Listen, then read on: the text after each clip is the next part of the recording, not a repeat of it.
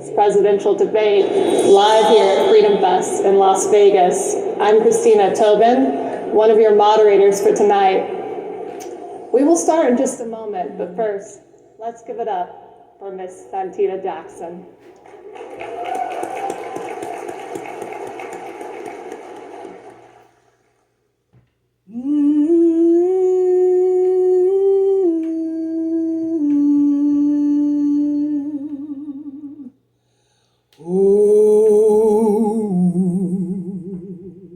Say, can you see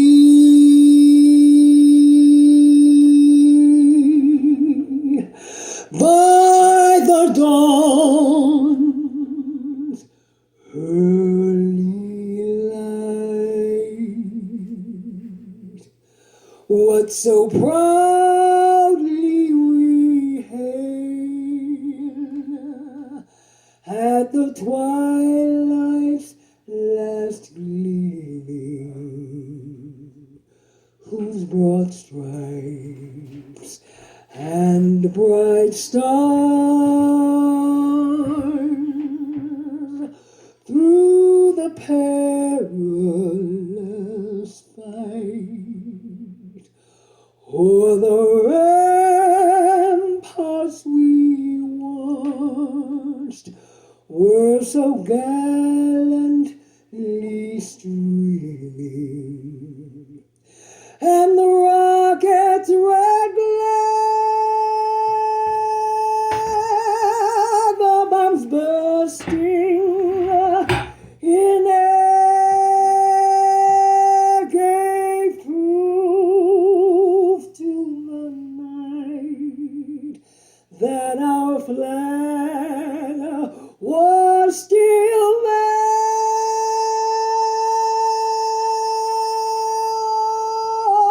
Oh, say does Star-Spangled Banner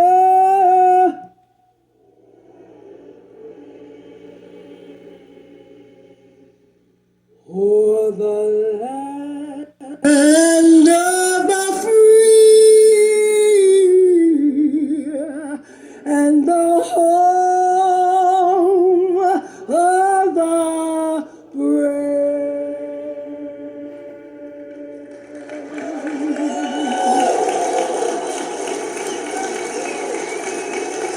God bless you.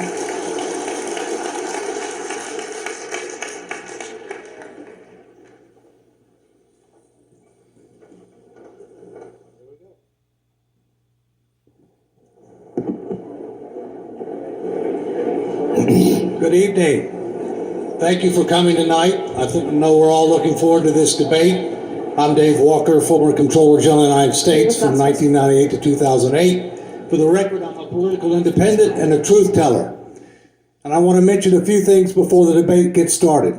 The United States is a great nation with unparalleled economic, diplomatic, and military power globally, as well as cultural influence. But our future is at risk. The United States is not exempt from the laws of prudent finance. The government is understating the seriousness of our financial challenge.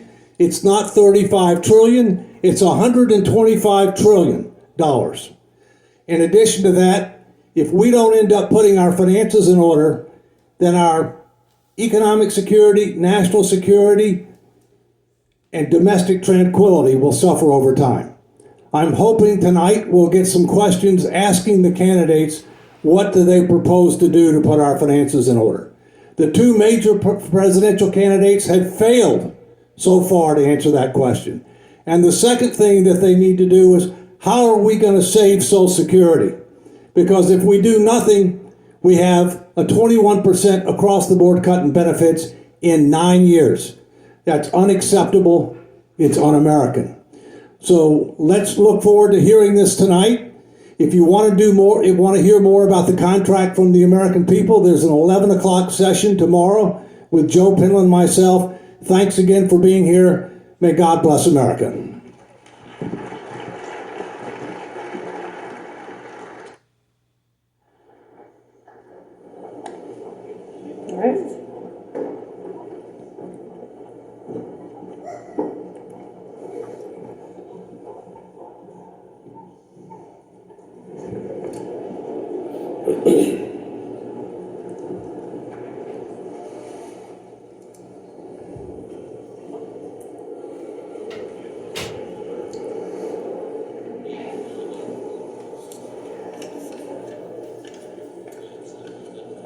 right, well, thank you, Dave, so much for your support.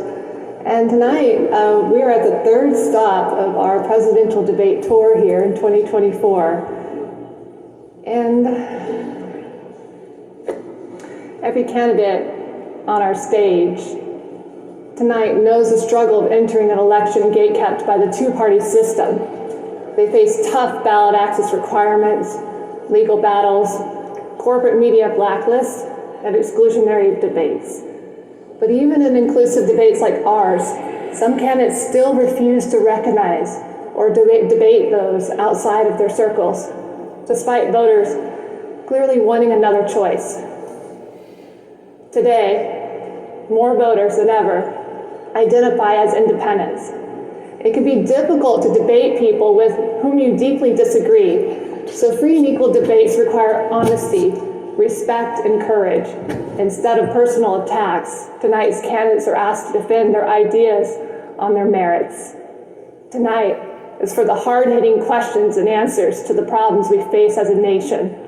This evening, we will address the pressing issues on voters' minds: the economy, foreign policy, immigration, and more.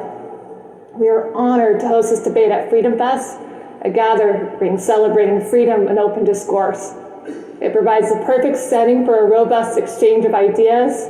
Stay tuned until the end when we announce how you'll be able to vote for the winner of tonight's debate. Before we meet our candidates, it's an honor to introduce my co-moderator for tonight, U.S. Congressman, Kentucky's 4th District, that is, Representative Thomas Massie. Welcome.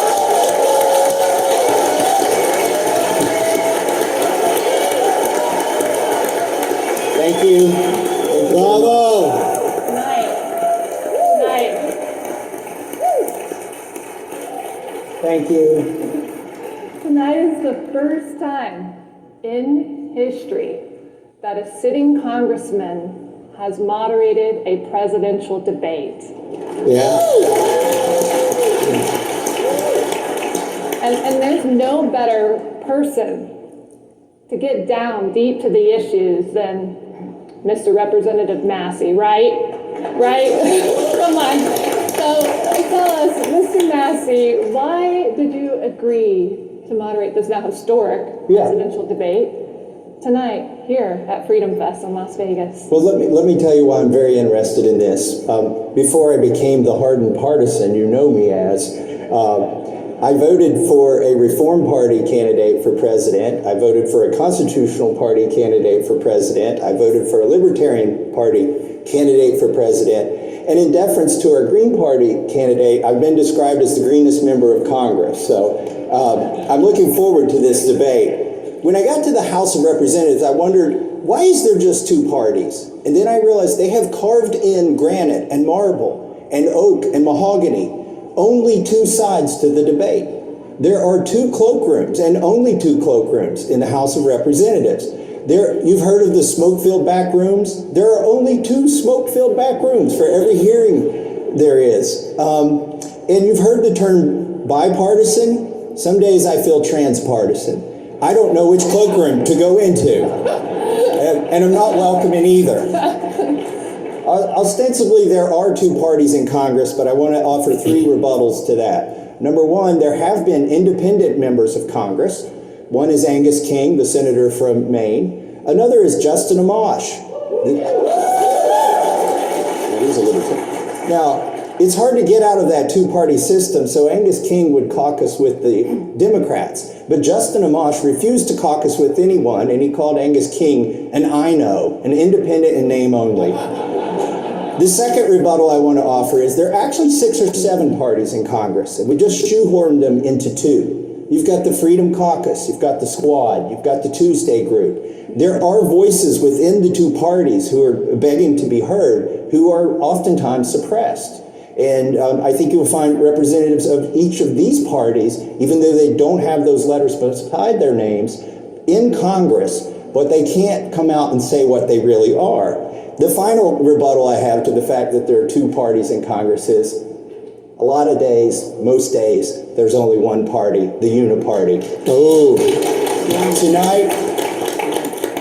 Tonight we get to hear from three people who are not in the Uniparty, and that is why I'm here.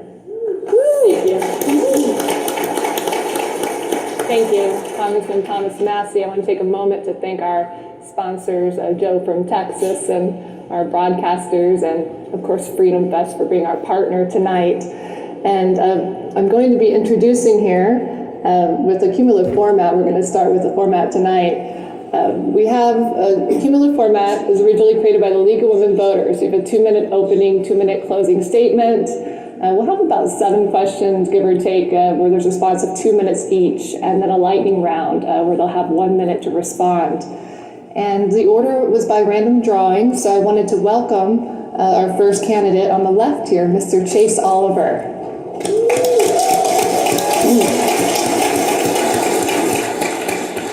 And someone not new to the Free and Equal debates, Dr. Jill Stein of the Green Party. And Mr. Oliver with the Libertarian Party, of course. And finally, Mr. Randall Terry with the Constitution Party.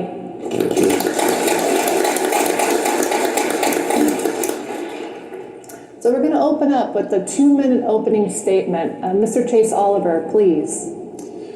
So first and foremost, I want to say thank you for having us on the stage here at Freedom Fest. I think it's a great time for us to talk about freedom here on a stage full of those who are fighting for it, who are advocating for free market solutions, the free exchange of ideas, and free people.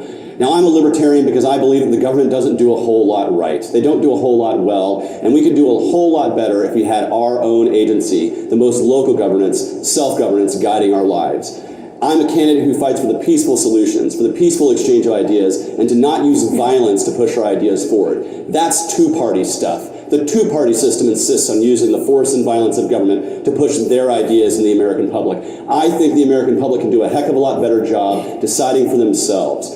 Now, right now, we are in a country that has many crises facing us. First and foremost is a debt that continues to grow and spiral out of control.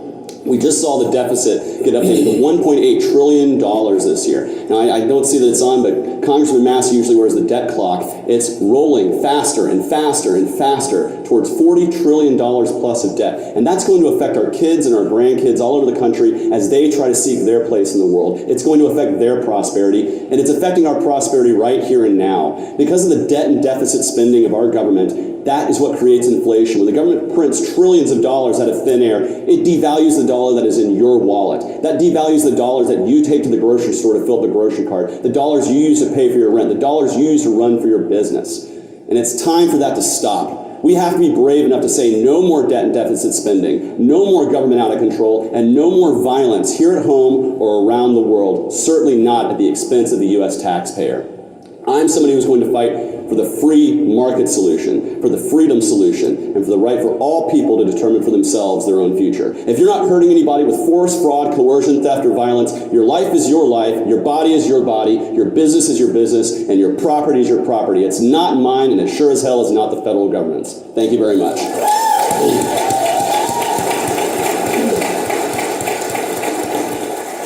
Dr. Jill Stein. Thank you. Thank you so much again to Free and Equal and to Freedom Fest for tonight's debate, including candidates that are outside of the Uniparty. And this is, in fact, what over 70% of Americans are calling for. It's time that we make this the norm, not the exception. And thanks to everyone who's here raising the bar. My name is Jill Stein. I'm the presumptive nominee for the Green Party, a people-powered party that does not take corrupting money from corporations or from wealthy elites, not from corporate PACs, super PACs, dark money, or other loopholes for legalized bribery that runs our political system. We're in this election to fight for working people and marginalized everyday Americans who've been thrown under the bus too long. We're the only pro-worker, anti-war, anti-genocide, climate emergency campaign already on the ballot for a majority of voters so we can truly contest for power. We're calling for an America that works for all of us, and we offer solutions to achieve that now, such as cutting more than half of the huge military expenditures that are squandering over half of our congressional budget in the endless war machine that is impoverishing and endangering all of us. We'll put that money instead into urgent needs here at home. will enact an improved Medicare for all that covers everyone comprehensively and saves $500 billion a year by cutting red tape and bureaucracy. Will push back on the housing crisis with national rent control, a tenant bill of rights, ending the private equity takeover of the housing supply, and building quality social housing. And we can pay for these programs through savings in Medicare for all, cutting the military budget, taxing the rich, and reviving a productive economy. The need for deep change has never been so urgent, Thank you. and the possibility of that change has never loomed so large. Dr. Stein. And Mr. Randall Terry. In October of 1984, I was standing in front of an abortion clinic in Binghamton, New York, and a woman was walking up. I walked out to say hi to her and said, "Are you going in to see the doctor?" She started cussing me out like a sailor. I said, "I'm sorry, I know this is awkward, I know it's embarrassing, I know it's difficult for me too." And I'm walking alongside her, she's yelling at me. I said, "Look, if there's anything I can do to help you, please tell me if there's anything I can do." She stopped right at the door of the abortion clinic and looked at me and said, "Did you say you would help me?" I said, "Yeah." She said, "I prayed this morning, God, if you don't want me to have this abortion, send someone to help me." I was there. I was the answer to her prayers. We left, and I was with her. I was the only adult with her in the hospital when her baby girl was born. She named her Tila. We adopted Tila. Tila became a flautist, a singer, a dancer, a piano player. She was a princess. And suddenly, and without explanation, in January, she died of a massive heart attack. 38 years old, left 4 children. But before she died, we were talking on the phone a lot and texting, and she was so excited about this campaign. She said, "Dad, use me as your poster child. Use me as your poster child." Because she hated abortion, and she knew that there were millions of Tilas that were already dead, and millions more whose lives were in jeopardy, and she wanted to save them by making abortion illegal again. And I know there's people in this room and those watching on television who've participated in the death of a child by abortion. I'm not here to condemn you. I pray you find mercy and peace and forgiveness through our Lord Jesus Christ. But I'm telling you something. I have a message and a mission. Blood talks to God. And the blood of 65 million innocent babies is crying from the ground for vengeance. And one of the reasons we are in so much chaos in this country is because of the blood crying out to God. So the motto for my campaign is defend children, defeat the Democrat nominee, and destroy the Democrat Party. Thank you for letting me be here.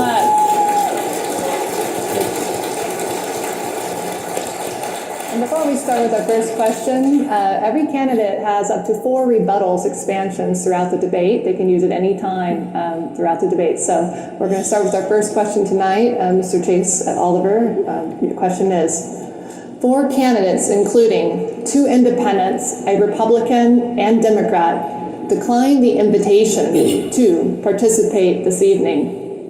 What would you say to the candidates who chose not to debate tonight? Well, I'll start with the first 2. That'd be the Democrat and the Republican, Trump and Biden. I know you 2 men are afraid to actually be in a debate stage where you're going to argue about something that's more important than your golf score, where you're actually going to have to be coherent and actually have to defend your ideas. And I know that makes you scared. But don't be afraid, because there are other candidates who are willing to get on the stage. You see 3 of them right here. But there are 2 more that were invited to participate in this debate that want to be an independent outside of the 2-party choice for president for you. But didn't take the time to come challenge those ideas on the debate stage. Speeches are great. Speeches are fine. But it's so much better when you can challenge and defend your record and defend your beliefs on the debate stage. That's what the American people want to see. They want to see the passion. They want to see the fire. And if you're not willing to get on a debate stage, I have to question your commitment to actually wanting to be the president of the United States. So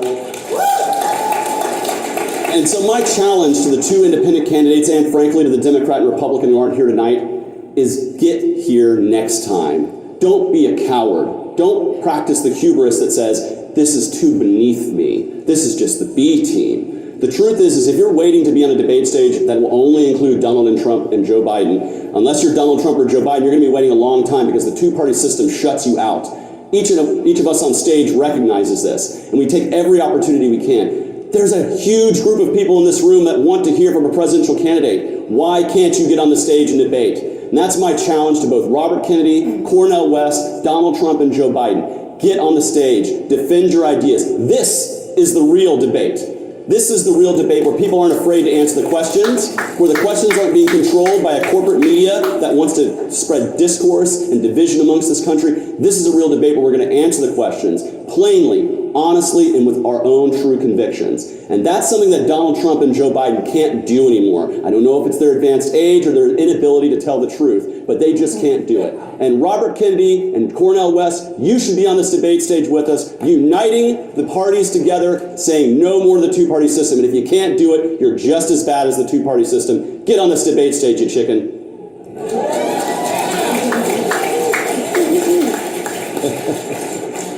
Thank you. Dr. Jill Stein? Well, I'll agree with all that, and I'll say that one thing about the free and equal debates is that we have very different opinions, but we're all very respectful of each other. We're not tearing each other down as people. We're learning from each other and respecting each other's ideas. That's not something that we hear on the debate stage with the Democrats and the Republicans. We hear them hurling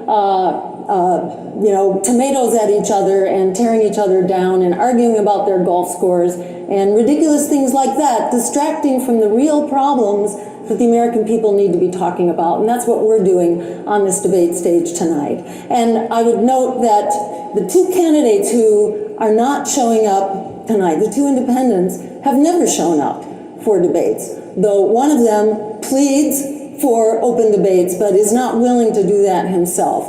And I'm talking about RFK there, who's been pleading with Trump and Biden to debate with him, has even challenged legally, but is not willing to extend that courtesy to his fellow candidates.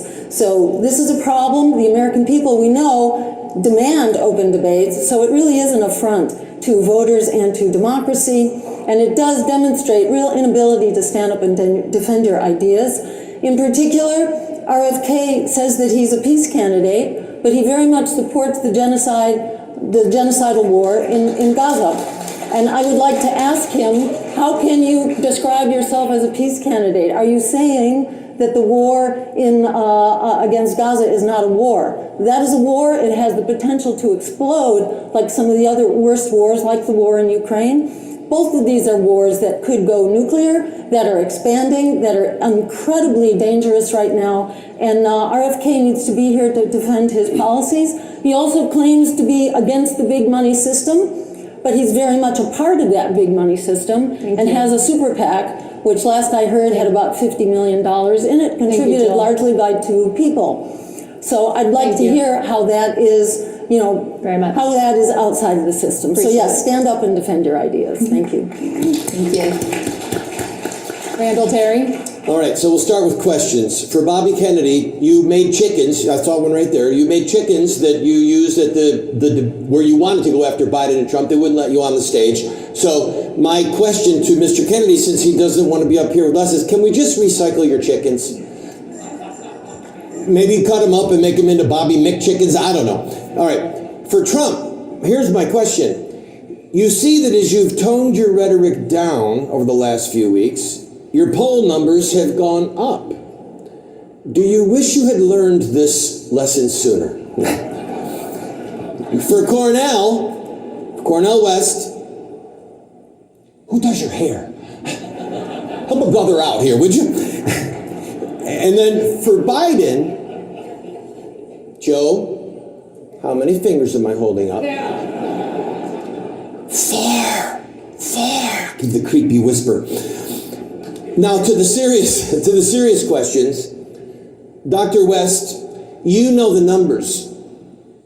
12% of American women are African American, but 36% of dead babies by abortion are committed on black women.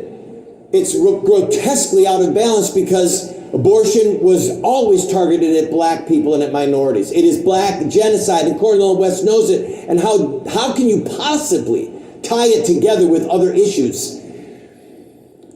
To Trump, thank you for giving us judges that overturned Roe versus Wade. Thank you. But why did you mock DeSantis? Why did you throw the babies under the bus? Why did you change the party platform? Do you really want to wade through the blood of innocent children to get back into the White House? And to Biden and to Kennedy, my question is very simple. How can you possibly betray your faith? You say that you are Catholic, and yet you have betrayed Jesus Christ, you have betrayed the children, you have betrayed innocent blood. And do you not fear God that you will face him with blood on your hands if you continue down this path? Thank you. That's my question. Appreciate it. Chicken McNugget right there. To clarify, the chickens were funded by the Super PAC by Kennedy, not his campaign at the LNC. And yes, both of them were invited to this debate tonight. I hope that they will be attending our debate this September. So I'm glad that they came and spoke here at Freedom Fest, and I hope they'll be at our fourth debate this September. So, Congressman, the next question is yours. All right, thank you. How would you fix the inflation crisis affecting cost of living, things like fuel, food, and housing? Dr. Jill Stein, you may go first. Great. So it's very important when spending money into the economy that money actually create growth in the economy. Because if you're simply throwing in dollars and you have a fixed pot of goods and services, you're going to drive inflation. So throwing money into the economy without actually growing it is not a good thing. So simply providing corporate tax breaks, or for that matter, the military expenditures have been hugely inflationary, and that is now costing us $1 trillion a year in our military budget, yet that is not actually growing the economy. We need to also trim our expenses, and we need to cut the fat from healthcare in particular. In healthcare, we're spending over $4 trillion a year, quite a bit more than on our military budget even, 4 times as much. Yet we know that 1 out of every $3 in healthcare right now is spent basically on bureaucracy and paper pushing. And by moving to a Medicare for all system, we basically trim the waste out of healthcare, and doing that, we can actually save $500 billion a year at the same time that we massively expand healthcare. Because right now, so many Americans, 87 million Americans, do not have health care, either lack it entirely or are inadequately insured, cannot afford their pharmaceuticals, cannot go to a doctor or an emergency room when they're sick. We have a health care crisis, yet we are wasting so many of our health care dollars, spending twice as much in this country per person as we are in any other, in the next biggest spender, actually, around the world. So we can do much better with our healthcare dollars, and we can trim them enormously. Likewise, the fat in the military budget. Is that budget actually making us safer and more secure? No, it's actually impoverishing us and endangering us all around the world while draining $1 trillion. So we will cut the military budget in half and ensure that our dollars are actually used productively. Thank you. Thank you very much. Randall Terry. I am a musician, and when President Biden started pumping hundreds of millions and billions of dollars into people's pockets so that we could sit at home during the manufactured COVID crisis, he saved the largest big box retailer of musical instruments in America. They were in bankruptcy.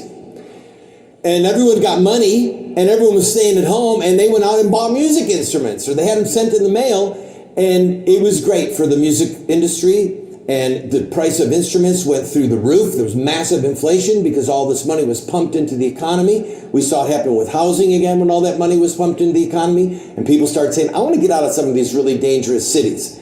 Here's what I fear. Everyone in this room, because of our reading of libertarian and sound economic theory, understands we need to go to real money, not fiat money. We need to get away from fractional reserve banking. We understand these things. The issue is this. We're in uncharted waters in the history of the entire human race. There has never been this much debt, and never has this much debt been tied to fiat currency. So let's say that we did move towards gold-backed currency or towards real precious metals, however that would work, trying to transfer enormous sums of money. We would have a debtor's hell because the opposite of inflation is deflation. We don't know how this is going to end, people. One thing I believe that we need to do without question is to have complete, utter, total energy independence. If we had our own oil, we have the greatest reserves in the world. Drill, baby, drill. That is my motto. Put the pipeline in. We should be paying $1.90 a gallon for gas. We should not be slaves to Saudi Arabia and live in a fantasy world that we can somehow put solar panels on our cars and make them drive. Yes, we want to move in that direction ultimately, but that is not where we are today. And today we're being choked to death because of the amount of money we are spending on fuel. We need, so I apologize, I'm about out of time. The answer is, I don't know what we're going to do. And history is going to record that bad people made bad decisions. I wish I had my gavel that they gave me in Judiciary Committee. I've seen a lot of gavels in my life. Guilty. Take him to jail. Was that his rebuttal? Did he just use one? Chase Oliver. How would we boost the economy and get our economy back on track? The first thing we need to do is stop putting money into the hands of Washington, D.C. central planners who decide these things for us and return the money back to individuals to make decisions for themselves. Because the most powerful market force is the trillions of individual decisions that Americans make each and every day in the marketplace. The worst hindrance to that is central planners in Washington, D.C. deciding where your money needs to go, what it needs to be invested, and picking those winners and losers. So that's what we have to do, is get ourselves out of the way. Get government out of the way of innovation. That's what will boost our economy. Reduce the debt, reduce the deficits, and you have to do that by cutting spending. You can't just cut taxes, because when you cut taxes, you create debts and deficits which drive up inflation, and there's a hidden tax on every single American. So not only do we have to cut taxes, which I would love, but we have to cut spending, and you do that by being brave enough to grab the third rail of American politics, Social Security and entitlements. We have to get these under control or remove them entirely. Why? Because my generation right now, I'm paying every paycheck I get into a Social Security program that will be completely bankrupt by the time I'm retired and need to retire. It's a better idea to sun down that program to allow individuals to save for themselves and to actually have a real retirement. But in every single facet of our economy, the government does too much, makes too many decisions, and moves our money around. My grandfather used to tell me the government will tax you $1 and give you a dime. That is because of the inefficiency of a government bureaucracy, the red tape, and the bribery that happens at our government level. And it's time for that to stop. How do we boost the economy? We get the government back down to size, where it's small enough to fit in the palm of our hand, and let each and every one of us make the decisions for ourselves, how best to live our lives, spend our money, and contribute to this economy. That will create growth that we have never seen in this country in my lifetime, because we've never seen someone who's brave enough to actually cut spending in my lifetime, and it's time for that to change. Thank you.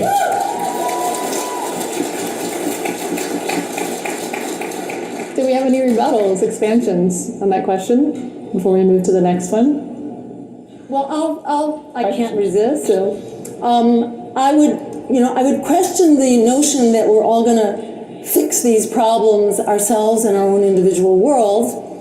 How will you fix the problem, for example, of PFAS, which was emitted particularly by the military, but also by corporations, and is now in our water supplies everywhere. It's actually in your blood, it's in your body tissues, and we're now discovering that there are very serious problems here.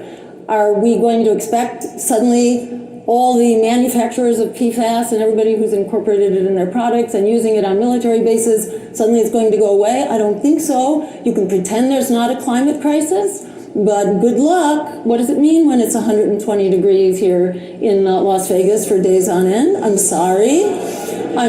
You can pretend that it's the moon or the solar cycle or something, but we've got a number of confluent problems here that really do require that we remove the CO2. And you can, there is a solution to your.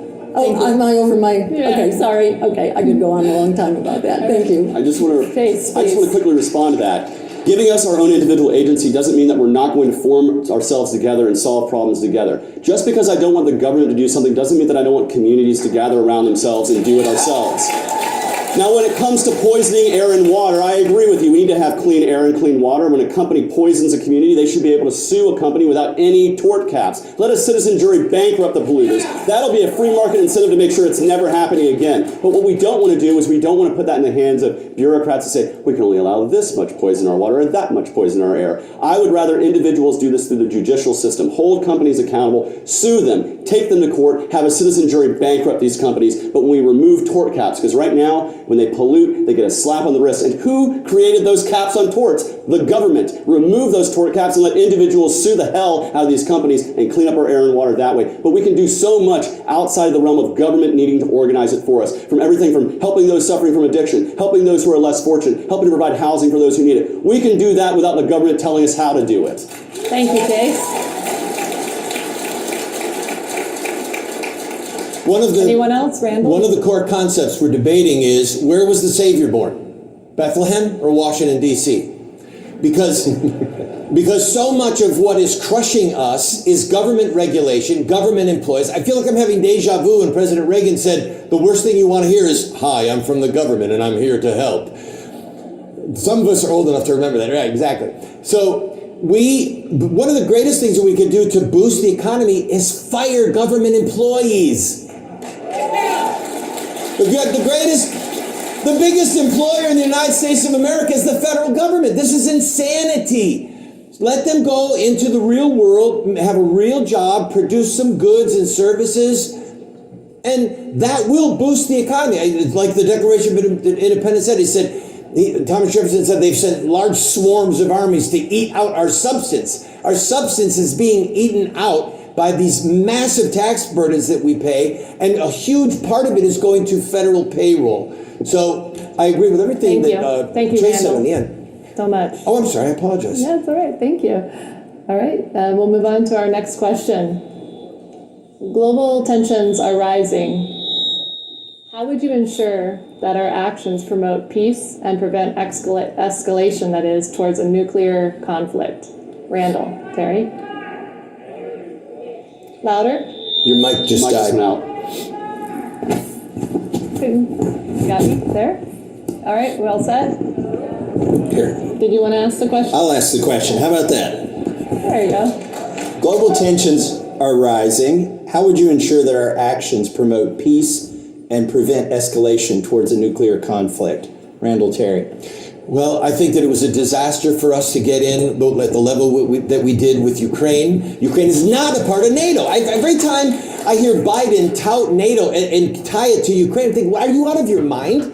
Ukraine is not in NATO. First of all, discussing whether or not we exit ourselves from the entanglement of NATO is a valid discussion. It is a valid discussion.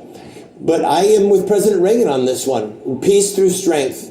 Peace through strength. The way you keep a nuclear war from happening is to make the enemy believe that this would be a disaster for you to attack us. And then full steam ahead with creating an Iron Dome over the United States of America. I believe in the ability to shoot down missiles from the sky and not kill our people in our cities. There you go. Chase Sullivan. Well, I think the first way we start promoting peace is ending the war machine that exists around the world that's backed by the United States taxpayer. I got started in politics being an anti-war activist opposing the Bush wars during the War on Terror years because I saw a war in Iraq that was manipulated by CIA data to bring our troops into harm's way, and it killed thousands of troops, it killed and displaced millions of Iraqis, and now we have tens of thousands of military veterans who have suffered from suicide due to the trauma they suffered from the United States war machine. So as Commander-in-Chief, the first thing I'm going to do is signaling that we're removing our military footprint from every single continent. We are not the world's police. It is not our job to have to fight wars all over the world. It is not our job to exacerbate conflict in the world. In fact, the best way that we can promote peace is through free trade, free markets, and actually engaging in free commerce and voluntary exchange with the nations around the world. Because if I'm selling something to you or I'm buying something from you, I don't have a vested interest in shooting at you. And that's the way we change this. Right now, we've been exporting our values around the world with the bomb, the bullet, and the drone. And it has led to further tension against the United States. It will eventually, as Ron Paul and others have said in the past, it will lead to blowback if we continue this. We have to end the war machine and promote peace through actually saying we are not going to be dropping bombs on your kids anymore. That's the first thing that we need to be doing. How many Iraqis are dead? How many people see their kids dying around the world? How many kids have died in Gaza today or in the Ukraine war because the United States has exacerbated the conflict? It is time for us to have a new foreign policy vision, one that is rooted in actual free trade and diplomacy with our neighbors, because that's the way we engage with our neighbors here at home. We engage in commerce and discourse and respect with one another. We don't shoot our neighbors just because we disagree with them. And we need to make that the policy of the United States. No more war, in the war machine, in the death machine all around the world, and support peace. Thank you. Dr. Jill Stein. So we currently have a foreign policy based on militarism. There's a name that the Pentagon gives to its military policy called full spectrum dominance. It's sort of peace through strength taken to the nth degree, which is that the U.S. shall dominate all potential spheres of conflict, all competition across the world in all possible domains, in the sky, on the land, on the sea surface, under the sea, in cyberspace, and so on. And this has led to so many conflicts where we are basically seeking to dominate. And we see now ourselves really on the verge of potentially nuclear conflicts in 3 areas around the world. In Ukraine, where we are fighting a proxy war, which could have been avoided had we simply respected the promise that was made to Gorbachev at the time that Germany reunited, and we said we're not moving 1 inch to the east. And it was well known that if we did move 1 inch to the east, we were going to be treading on Russia's border. And I just want to make the point that what Russia is doing around its border is exactly what we did when Russia moved its missiles into Cuba. And we had launched the nuclear missiles. Fortunately, our leaders had the good sense to talk with each other and to use diplomacy. They don't seem to do that now. They seem hell-bent on using basically competition weapons and showing that I'm tougher than you are. And we're now moving up this escalation ladder right now in both Ukraine and in Israel, which is absolutely terrifying. Remember that 1 nuclear-armed submarine contains the equivalent of 5,000 Hiroshima bombs. And we have 14 of these nuclear-armed submarines. And the U.S. unfortunately dismantled 2 of our major nuclear treaties. It only takes a few of those weapons to trigger nuclear winter. It doesn't matter that it's over there. It affects us all. Just 1 nuclear sub would basically wipe us all out from nuclear winter. We need to back off. We need to abolish nuclear weapons altogether. Randall Terry, did you want to rebut? I do. The issue is peace and justice. You can have peace and you can have tyranny. So there is such a thing as just war. And there are times where we have to fight. We have to kill people. World War II was a just war. And part of the problem with people who just want to rail against war is that they're perfectly content to let other people have the heel of oppression on the back of their neck as long as it's not on our neck. Can't kill And they damned him with faint applause. But it's true. So we're in America. We don't have to worry about what's going on around the world in the way that they have to worry about it. But there is the concept of the Augustinian theory of just war. We have wars of retribution. We have wars where we go in and deliberately kill tyrants and we leave and we let people be free. Part of the problem that we've had is that our foreign policy is not based upon human rights. It's based upon deep water ports and on oil. That's what our foreign policy is based on. And so that's going to always screw the little guy in another country. Thank you. So I would argue against the notion that any war that we're engaging in right now is a just war, because these aren't wars that are, first off, not declared by Congress. They're not legal wars. They're not wars that are actual wars. They're military conflicts.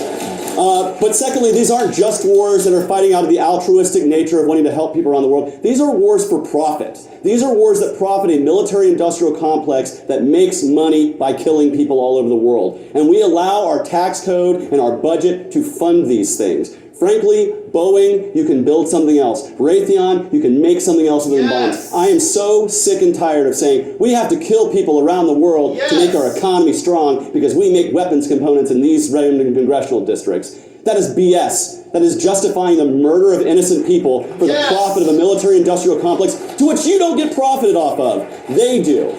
And so if we want a foreign policy that's rooted in peace, we have to examine first why we're not having that. And it's because we have a military-industrial complex that makes the money off of the death, makes the money off of the misery. And I can think no more unjust, disgusting way to make money than to do it by killing innocent people around the world. Hear, hear. Good word. Go to the ad. You go to the ad. And I would add to that it's not only, so I'll use my Go ahead. second. Yes, okay. please. You have a minute. Yeah, it's not only that there's profiteering off of death, but this is what's driving the wars in the first place. that you have the war contractors who are lobbying, who are providing campaign contributions, who are providing jobs, and they're basically ginning up a war industry. And the minute you end one, like when we withdrew from Afghanistan, there was supposed to be a peace dividend, but what happened? Then suddenly we were in Ukraine. Ukraine for really no good reason at all, nothing that benefited the U.S. So this is basically a foreign policy being driven by, as Dwight Eisenhower said, by the military-industrial complex that is making money by creating war, and we need to stop it. That's not just, especially for a hypocritical Christian to kind of harp on. This Come moment? on, get over Here? yourself. Your mic is dead. Okay, is this better? Yeah, we can hear you now. Okay, wonderful. We'll be taking a Get short break. closer to it, Chris. That mic Oh, is for dead. a commercial here. We'll be having a commercial now from our sponsor, Joe from Texas. Thank you. Quick commercial break. You're a self-made man, very successful, and your organization is releasing a contract called the Contract from the American People. They applaud your spirit and your self-started spirit. You've done that in the world of business, but now you can hear it. I can hear it. Mine's all working. We had good meetings today. One with the speaker. They're really more on the page than what America thinks they are. And your grandkids and your concern for the future, that's why you're speaking up about this stuff. America's tired of it. They've had enough. And somebody needs to bring it to their attention, and that's what Joe from Texas is doing. Okay. Questions for you. Okay.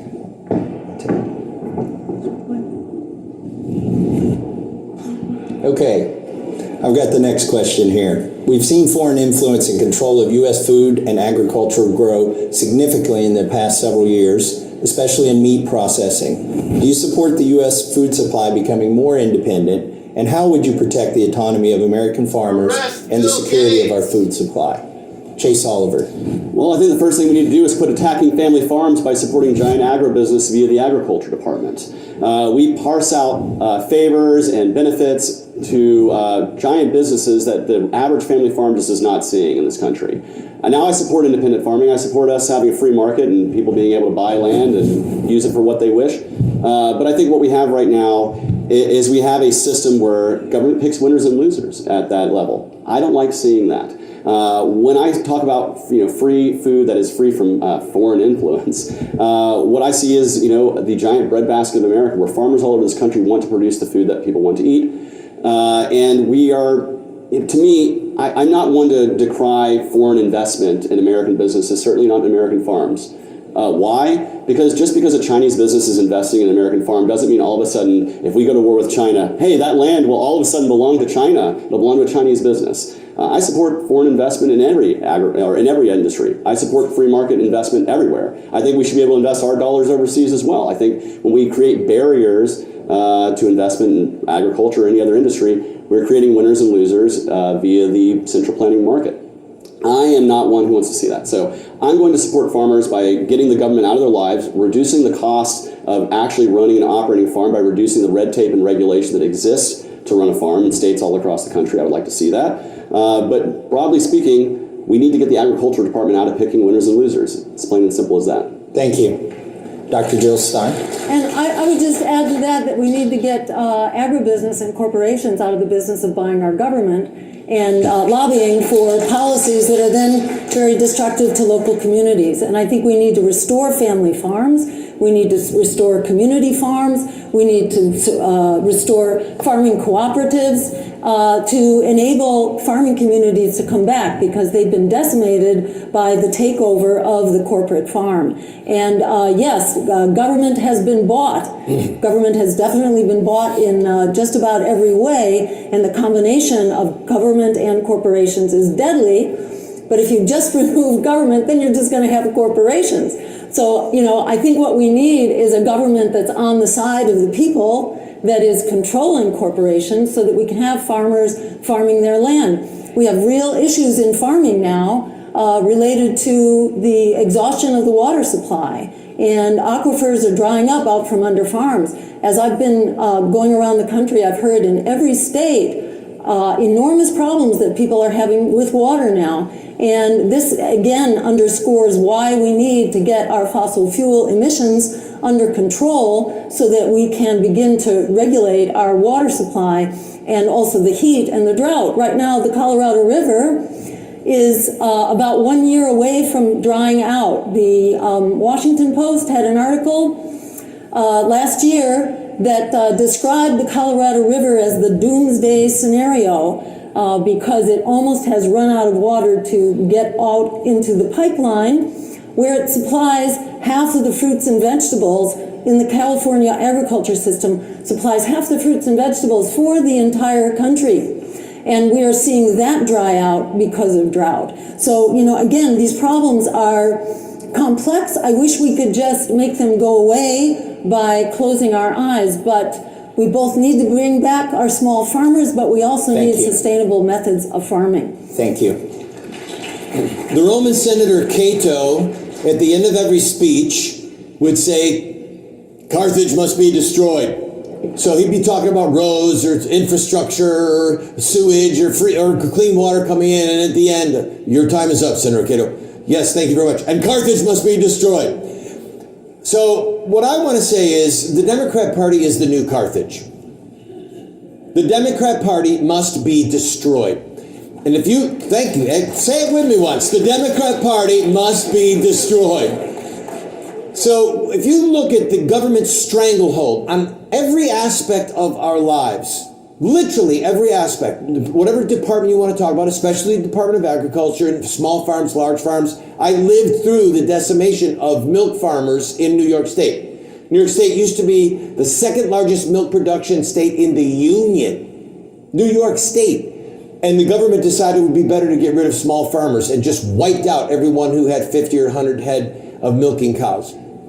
So we must look at where these policies started. Most of them came from the Democrat Party, thinking that bureaucrats were going to be smarter than farmers, and then beginning to put stranglehold on farmers, incentives to farmers. We'll give you money to not grow crops to farmers.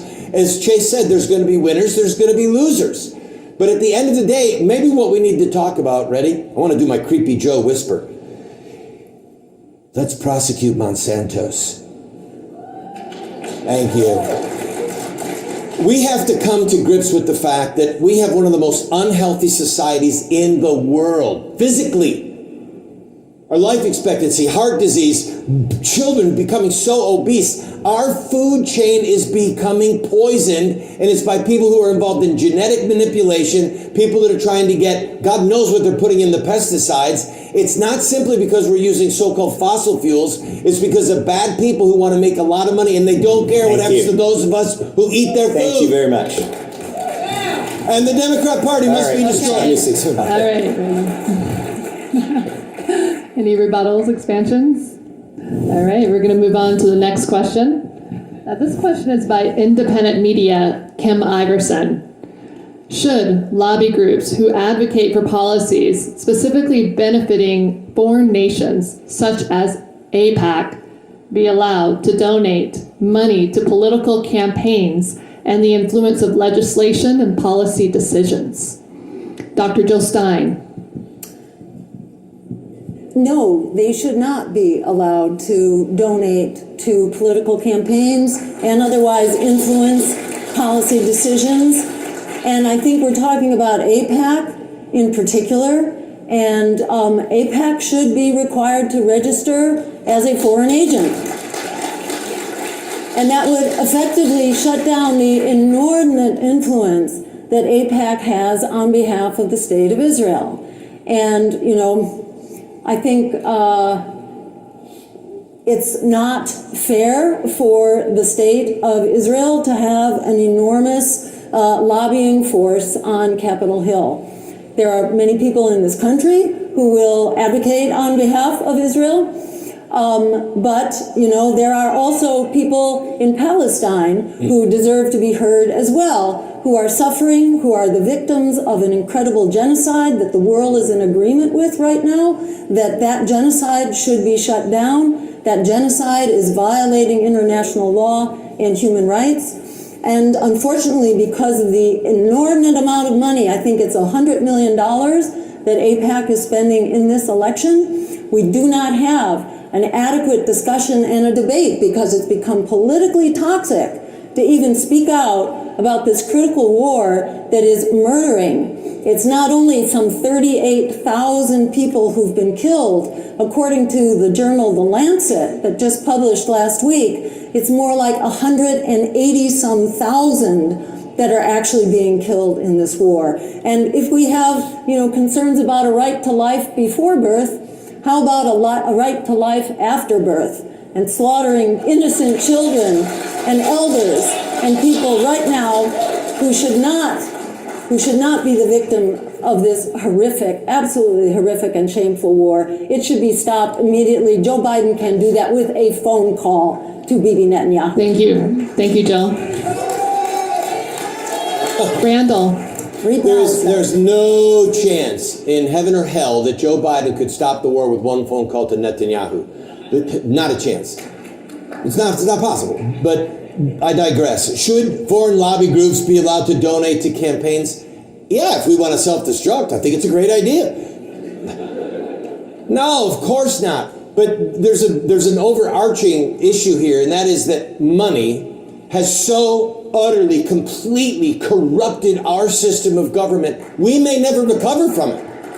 We are being controlled and manipulated by a handful of billionaires right now.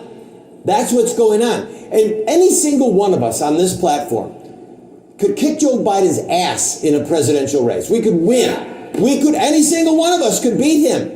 But what? We don't have the billions of dollars, hundreds of millions and billions being poured in to buy television and radio ads and newspaper ads and drop mailings and internet and all these things.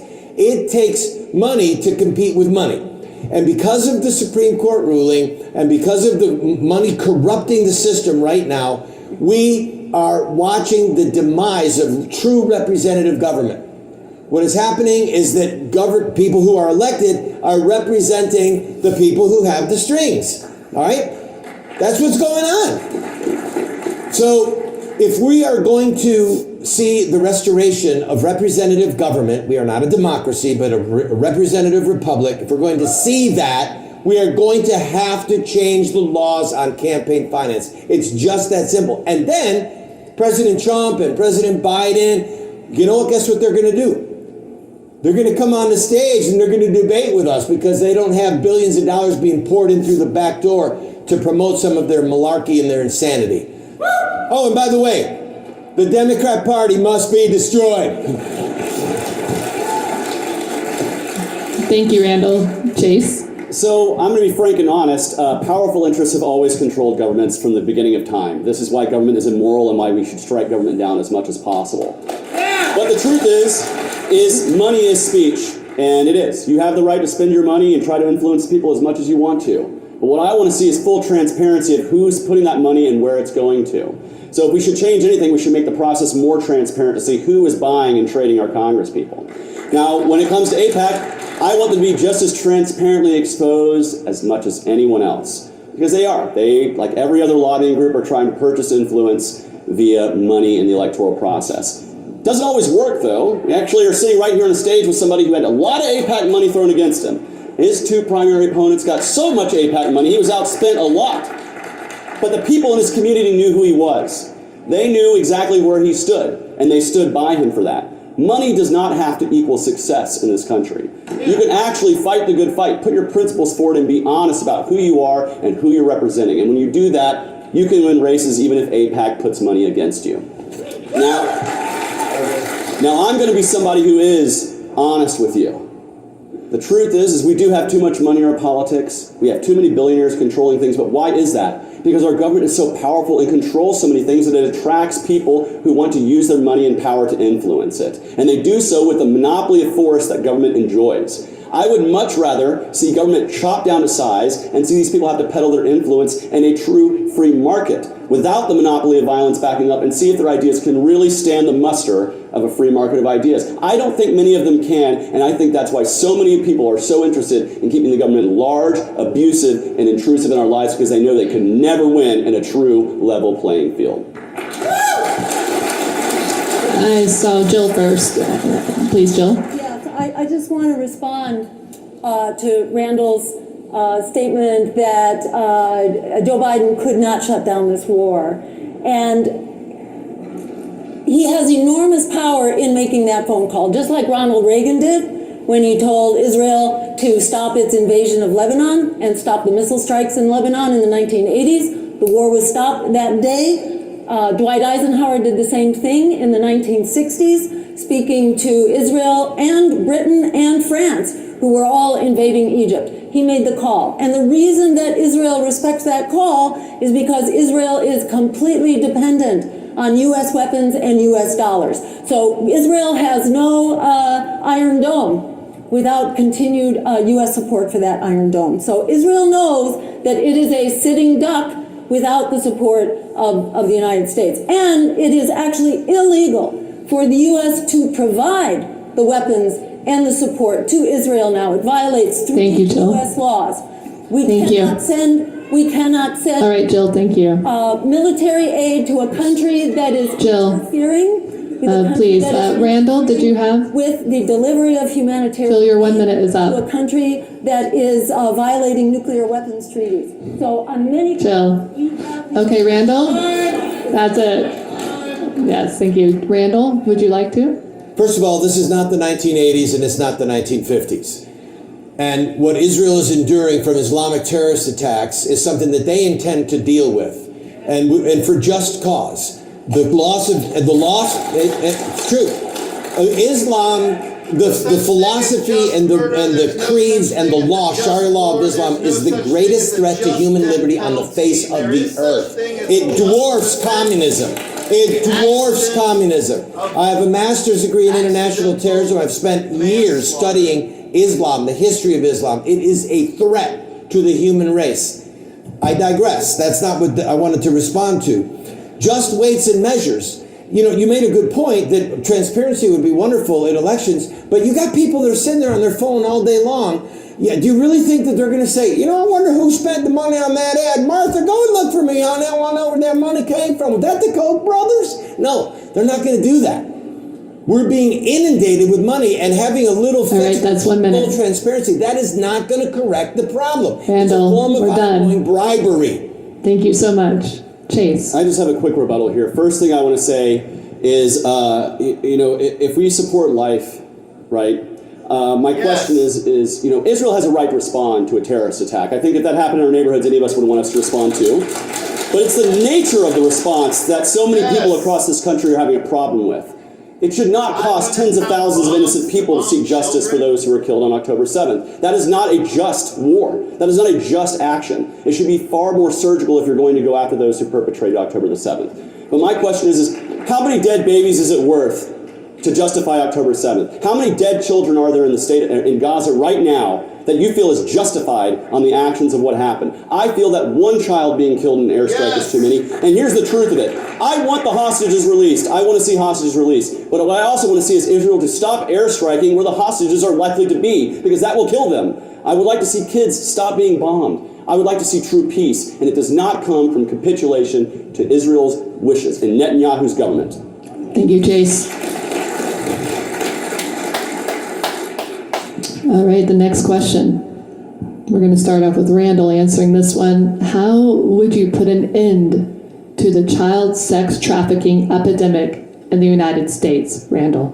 Number one, execute the people involved in kidnapping and child sex trafficking. Public executions. Freaking hypocritical. We can talk about how long we torture them. We can talk about how they're killed. All right, maybe that's a little much. They're both they bad. need No, justice. Don't kid yourself. Are you kidding me? People who think that killing an innocent child is tantamount or the same on an ethical level to executing a murderer, you're insane if you believe that. I didn't say they were Justice requires that a baby be allowed to live. Justice requires that a kidnapper and someone selling a little girl or a little boy in sex trafficking, that their life is forfeit. Yeah. So, I got one amen out of the crowd. Thank you, sir. Murder is a murder, though. So, another thing, deal with the southern border. Deal with the southern border. That's where so much of this is happening. We've got a border where they know that that children are being brought in. It's abominable. It's treacherous. It's hideous. And the people who are in charge, who want cheap labor for our crops or for our, standing outside of Home Depot. And I've hired him before. I don't say to them, can you show me your ID, please? Are you from America? I say, yeah, will you come and help me with my house? Let's go. I do. I'm not the government. The point is that our southern border is the fountain of a huge portion of the child sex trafficking. But I'm going to go one step further. All that you see happening, and I agree with you that the loss of life in Gaza is horrifying. So I do not support that. But all that we see happening, the hostility toward children, the animosity. Look at the Democrat Party platform. They want to kill babies up to the day of birth. They want to tell children that here's a condom, here's the pill, here's some pornography. You've had sex education. Oh, little boy, you want to cut off your penis and become a girl? We'll do that. Little girl, you want to cut off your mammary glands and become a boy? We'll help you do that. This is a war on children. And Thank you, Randall. What I say. The Democrat Party must be destroyed. Thank you, Chase. So how do we put an end to the child sex trafficking epidemic in the United States? We put law enforcement on the job. We arrest those. We take those out of society. We remove them from our society. But why and how can we do that? How can we do that? Well, we do that by removing the victimless crimes that don't need to be being prosecuted against in the first place. Because there's only so many hours in the day for law enforcement. And I would rather them focus on crimes of sex abuse of children or actual harm, physical abuse, force, fraud, coercion, theft, or violence. Those are the things I want police to be focusing on. But right now we have police focusing on all sorts of stupid regulations, trying to legislate and decide what you do peacefully in your own home as an adult with what you ingest or any other thing, the failed war on drugs.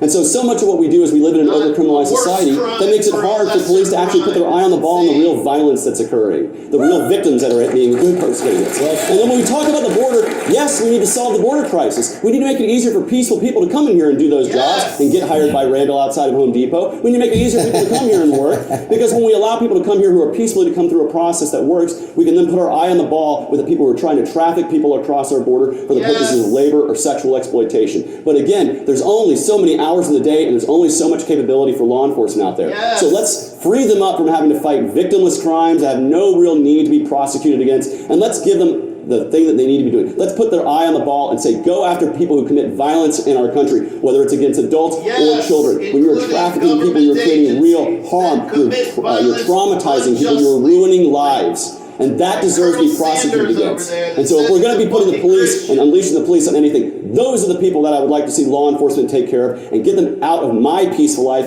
and my peaceful existence so they can better punish those people and remove them from society. Jill?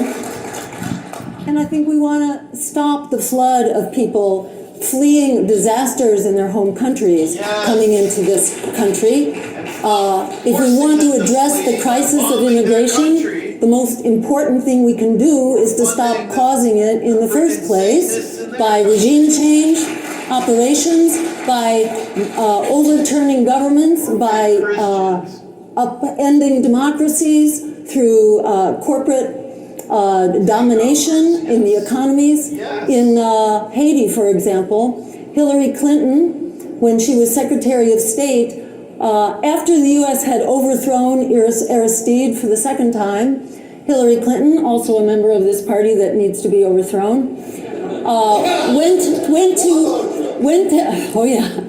to Haiti and overturned Haiti's referendum. Haiti had doubled its minimum wage from 30 cents an hour to 60 cents an hour. How extravagant. 60 cents an hour. But Hillary Clinton didn't like what that meant for some of the clothing corporations sitting in Haiti for the cheap labor. So Hillary Clinton basically overturned the referendum passed by the people of Haiti. And this is the kind of interference in government south of the border that is creating the poverty and the chaos, the drug wars, creating the violence and so on, that is driving so many people into poverty and misery in those countries, often leading to sex trafficking and families that are not capable of caring for their children, that are immersed in poverty and cannot provide their children with a decent life. So yes, we can deal with sex trafficking through enforcement. We can also deal with our role in creating the conditions that lead to this terrible thing in the first place. Thank you, Jill. Any expansions or rebuttals? Rebuttal, if I could. Please. Right now, there are men and women sitting in federal prison for years whose crime was they did a peaceful sit-in at an abortion clinic of a man who kills babies up to the day of birth in Washington, D.C., Santangelo. He's a demonic baby killer. They're in prison. I have a friend whose kid is in the FBI. He said, we have FBI agents that were pulled off of sex trafficking cases and child pornography cases and put on task force to go after peaceful pro-lifers because of this godless Democrat Party. And we've got people in the Democrat Party right now, even as we talk, that are trying to reduce the age of consensual sex so that pedophilia, another crime against children, is legal. Oh, it's just a choice that they want to make. We are witnessing a war on children, and the fountainhead of that war on children is the Democrat Party, and therefore I say the Democrat Party must be destroyed. Thank you. Any other expansions, rebuttals? All right. Next question, Mr. Massey. Our next question comes from Joe Schlusselberg from Miami, Florida. He writes, and I quote, "The overbearing response to COVID by the local and federal government was one of the biggest violations of human rights I've witnessed in my lifetime, in addition to state-sponsored propaganda and collusion with big pharma and media companies. What are your plans for investigating the handling of COVID, and how will you create accountability for those involved?" Chase, go first. So first and foremost, if I'm elected president, I'm going to appoint a special counsel from the Department of Justice to investigate everything that has gone wrong, to basically punish the wrongdoers, to find those who committed force or fraud or coercion, and punish those people. Because free people should be able to make their own medical decisions. We don't need a state apparatus telling us what to do or trying to lock us down or control us. It was one of the greatest violations of liberty in our life. We saw millions of businesses affected by arbitrary lockdowns that didn't stop the disease. We saw, the attempt of OSHA to mandate behavior that individual business owners and property owners should be able to determine for themselves, and frankly, individuals should be able to determine for themselves. And so the first thing we have to do is insist upon getting our government back under control and no longer allowing them to control these levers of power that basically force these things upon us. So in addition to a special counsel, I would also like to see removal of liability for all vaccine manufacturers, all pharma, because if you're harming somebody, you should be able to take them to court and seek recompense for that. And I think shielding companies from liability is tantamount to basically being bribed by those companies to be peddled for influence. So I don't want to see that stuff. What I would like to see is not only for the executive department or the executive branch rather to be investigating this via special counsel, but we truly need a real with teeth COVID, a COVID committee in Congress to actually investigate these things. I would encourage Thomas Massey to sit on that committee. But that's what we really need, is we really need our representatives in government to actually expose what went wrong, expose the wrongdoings from government, expose the fraud, expose the abuse, and bring it to light, because sunlight is the best disinfectant, ladies and gentlemen. Now, what I want to see is a country where we're able to make our own healthcare decisions for ourselves, where we fully remove the healthcare from the state, where we are able to decide for ourselves what treatments we want to take, what injections we want to have, what therapies we want to undergo. So what about reparations? And if you think it's a good idea, you shouldn't need the government to back that up, because good ideas don't require force. Thank you. Good job. Good job. Dr. Jill Stein. So I would especially like to see a special commission to investigate the potential lab leak as the origin of COVID, because very serious questions have emerged in the Lancet Commission, which did investigate this with Dr. Jeffrey Sachs, and came up with some very disturbing information. And still, the records are not released. Still, we do not have the information. It doesn't require going over to Wuhan, although that could be part of it, but there are records right here that could go a long way to clarify exactly how did this virus originate. And it's important not only to know what happened, but also to know what's coming. Because if the U.S. is sponsoring this change of function research, this is potentially extremely dangerous going forward. We used to call that bioterror labs when we were fighting them in our communities, going some years back in Boston. So we absolutely need to know what went on there. In my view, we also need not only to get big pharma out of the FDA and the CDC. We also need to get Boeing out of the FAA, and we need to get Monsanto out of the FDA, and the Sackler family also out. So this is a generic problem, unfortunately, that goes way beyond COVID.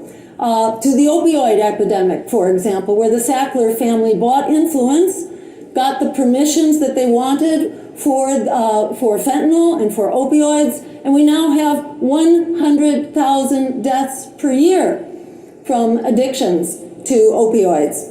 So this is a generic problem related to the power of money in all of our governmental institutions. And that is why, in my view, I agree with Randall on this, we need to get the big money out. We need to get big money out of our government and get the people back in. Thank you. Thank you. My only brother died of a fentanyl overdose 2 years ago. This is it's hell, what we have going on in this country, or it's at least a foretaste of hell. Earlier I made a comment about executing people publicly. One of the purposes of punishment, whatever that punishment is to deter others.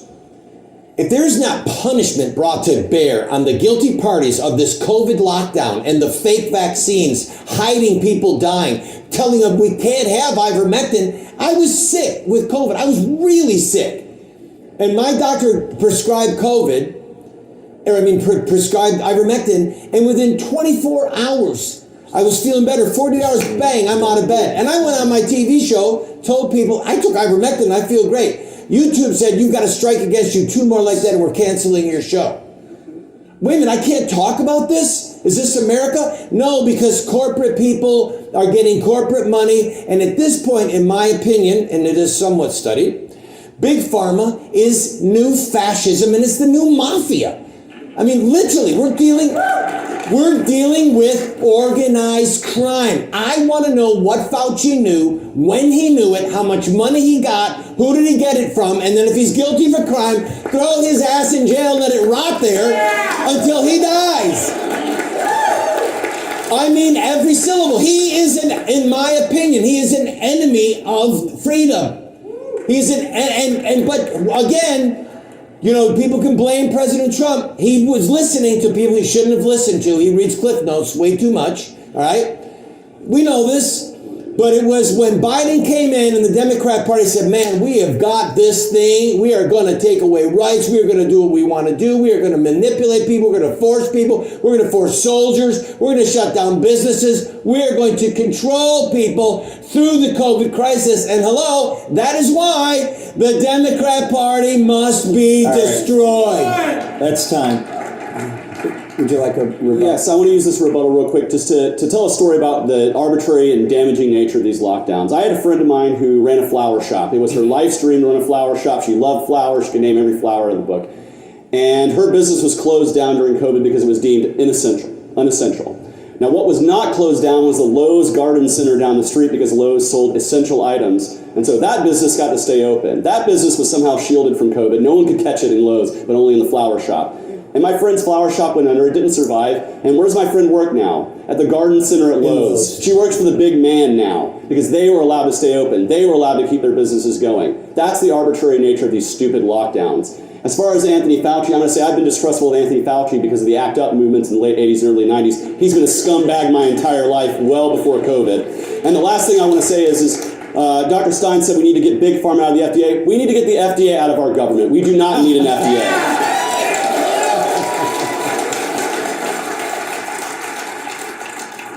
Thank you. Thank you. I don't agree with that. I think we need the FDA. But Any other rebuttals? No. Jill Stein is the only one who has a rebuttal. Final rebuttal. This is my final, okay. Let's see. I think it was Randall. You were talking. Which of you? I don't remember. But you were talking about how it's not okay. You almost lost your show, your TV show, because you couldn't talk about COVID. And this is kind of like a general theme right now that we can't talk about things. And you're getting shut down for all kinds of stuff. If you're on a campus and you want to talk about genocide, you're going to get your head bashed in, and you're going to get blacklisted, and you're going to get doxxed, and you are going to be thrown out of the university. We have this extremely anti-First Amendment environment right now, where our rights of free speech are being shut down, the right of media and reporters to cover issues. Kim Iverson was fired for critiquing COVID on the Hill. Brianna Joy Gray was also fired from the Hill for critiquing Israel and Zionism on the Hill. We need to be able to debate this stuff. Whether you agree with it or not doesn't matter. It's really important for us to discuss it. We have one more question before we're going to begin this speed round. And I believe all the rebuttals have been exhausted. So you'll have 2 minutes each for this one. And it's a very simple question. Do you support ending the Federal Reserve? Dr. Jill Stein. Who's going first? Yeah, who's Sorry, Dr. Jill that Stein. mine? Yeah, this is yes, no? You have 2 minutes. Oh, okay. I absolutely support ending the Federal Reserve as we know it.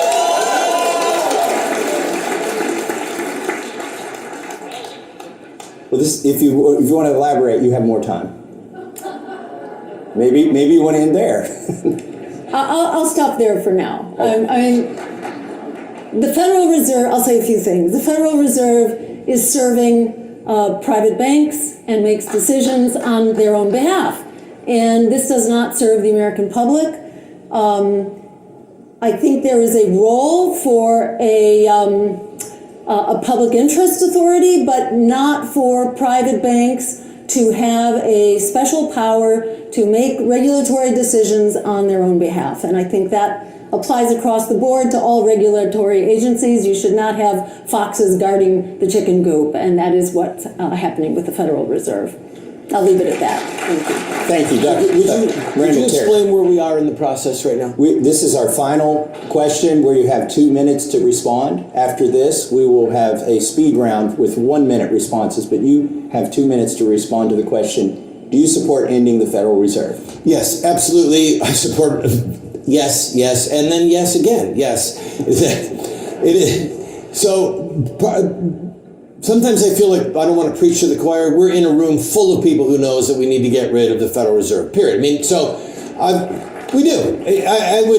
I would rather use my 2 minutes to talk about anything, but something that we all agree on right now. So can I do that, or do I? What It's your 2 minutes. It's my 2 minutes. You have 1 minute and 30 seconds left. All right. My name is Inigo Montoya. 20 years ago, you killed my father. Prepare to die. Jesus said, he who harms a child, anyone who harms a child, it would be better for that person to have a millstone tied around their neck and drowned in the sea. Peaceful, loving Jesus said those words. Anyone who harms a child, it would be better for them if a millstone was tied around their necks and drowned in the sea. Now, if you look at the abuse of children that is happening across the board, intellectual abuse, physical abuse, sexual abuse, killing them by abortion, making drugs appear glamorous, this comes in our culture at a time when we are literally turning our backs on the Almighty, His rules, and we're making this stuff up as we go. Because if there is no God, then anything goes. Literally anything goes. All you have at that point is preference. So I'm here to say to you something simple tonight. Just kind of arm people who are thinkers and talkers. You can't improve on Moses and Jesus. You cannot improve on Moses and Jesus. Anyone who thinks that they can improve on the 10 Commandments and the Gospels, they are a fool and you need to run from them. And oh, by the way, one other thing, the Democrat Party must be destroyed. Thank you. That's your time. And I want to remind our participants tonight, this is Freedom Fest. You may use your time in any way that you desire. Hell yeah. Thank you, Congressman. But the original question is, do you support ending the Federal Reserve? Chase? Yeah, the answer is hell yes, I do. And that's because I'm a libertarian and we've been fighting to end the Federal Reserve for 50 years. That's why the Libertarian Party was formed, is because Nixon took us off the gold standard, started this whole fiat currency nightmare that we're currently existing in. And so yes, I want to get rid of the Fed. Why? Because the Fed benefits the big banks at the expense of you. They are given money that's created by the Treasury that's then loaned out at a rate of interest to you. You're not getting the money, the banks are getting the money. That's the problem that we have. But we have a problem with a fiat currency that allows the government just to print money willy-nilly and devalue our money. Get it back to a gold standard. Get back to where our money is backed by something. Get back to where our money is actually worth something, and quit having government print trillions of dollars to do it. So yes, completely, in the Fed. In the Fed today, in the Fed tomorrow, in the Fed every day and twice on Sundays. But I also want to talk about the insidious tools that the Fed are trying to use right now to remove cash from our society, namely the CBDC, central bank digital currency. It should be opposed by every single person in this hall with every fiber of our being, because it's going to remove the ability for us to privately transact with one another, to privately move our money around as we wish, because the government will know every single purchase you make under a CBDC, and that is how we get to the social credit score nightmare that we don't want to be living in. Now I feel like, as Randall said, I feel like this is a very friendly room that does not like the Fed, and I feel like I want to quote the great philosopher Stone Cold Steve Austin when I say, if you want to end the Fed, give me a hell yeah. That's Hell right. yeah. Thank you very much. Nice job. Thank you. Thank you. So Randall, we're going into the lightning round. So it's 1 minute response to this question. Would you bypass Congress to avoid formally declaring war? I could not hear you. What was that? Would you bypass Congress to avoid formally declaring war? If I was the president? Yeah. There's times where you have to move quickly. So I believe that Congress needs to declare war, but the president, as the commander-in-chief, if he needs to move people in the night to deal with something, then he has to do it. So there you have it. I don't think it's hard and fast. All right, thank you. Chase. I would like to see Congress declare any war to which we enter ourselves into. Now, Randall says you're right. We are allowed to protect ourselves from some sort of invasion or something that happens suddenly. But when it comes to us actually attacking someone else, none of that needs to be bypassing Congress. Congress needs to declare when we send our people to war, because that is what the Constitution demands that they be doing. And so anything outside of that is an undeclared war, and in my opinion, an unconstitutional war. And so we haven't fought a constitutional war, not even in my lifetime, but not since World War II have we had a formally declared war in this country. How many thousands of veterans are dead due to unconstitutional, undeclared wars? How many victims have been made through violence or displacement around the world due to undeclared wars from the United States? And how many military-industrial complex people are freaking filthy rich because of the undeclared wars in this country? That is a stain on our national heritage. That is a stain on our values and our principles, and it is a stain on the Constitution of the United States. No war should ever be fought without Congress declaring it. Thank you, Chase. Jill. Yeah, I mean, I agree with both gentlemen here that the president does have the authority in an emergency situation to activate the armed forces for a limited period of time. I don't recall whether it's 4 weeks or 60 something. days. 60 days. Okay. So yes, the president can do it, but I agree that we have gone so far in the direction of conducting illegal wars. It begs for resistance to going down that path further. We have conducted regime change operations in about 70 or 80 nations since the Second World War. That's largely through the CIA, these covert operations that have toppled governments. Everything from the Mossadegh government in Iran, because we didn't want them using their oil for themselves. We wanted BP in the U.S. to have access to that oil. So we overturned that government and installed the dictatorship of the Shah of Iran, who was an incredibly brutal and horrible dictator. So yes, we need to avoid using that power to all the. Thank you. Thank you. Chase, do you support protecting presidents from prosecutions for potential crimes committed during their term? Absolutely not. I think if I'm President of the United States, I should be undergoing the same criminal code as anybody else. That if I do something wrong, doesn't matter whether I'm doing it in my official capacity or unofficial capacity, a crime is a crime is a crime. No one should be above the law. And when we have this presumed immunity for the executive branch, we are giving license to do so many terrible things and say, well, that was in the auspices of my official capacity. I guess you're going to have to take me to court, and if you want to try to overturn that or change that. That's not the way we need to be operating this country. I'm sorry. No president should be above the law, because you and I are not above the law, and we should extend that to not just government officials, but also police through qualified immunity. We need to end these doctrines that allow people to get away with doing crimes because they didn't know it. I was taught as a kid that ignorance of the law, it doesn't mean you can violate the law. So why is it that a president can be ignorant of the law in their official capacity and all of a sudden suffer or have immunity? I think that's wrong. Free and equal is proportional it also allows the justice. president to not be ignorant of the law and to still willfully violate the law. This is not a monarchy. This is a democracy or a republic, but we are all accountable to the law. No one is above the law. And it's an invitation to fraud, to abuse, to theft, to whatever, to war crimes, to, the Supreme Court decision made a very fuzzy distinction between what are core functions of the presidency and what are not. But even if you just limited this ability to defy the law to even core functions, well, that's things like conducting war. And the president cannot conduct illegal wars, and be a war criminal. It's giving absolute license for the most terrible things. This is the problem. What she said is the problem. This whole question is designed to completely undermine our republic and make it come unglued. So now, because the president is involved in declaring war or leading troops into battle, he could be a war criminal in another country. This is insanity, people.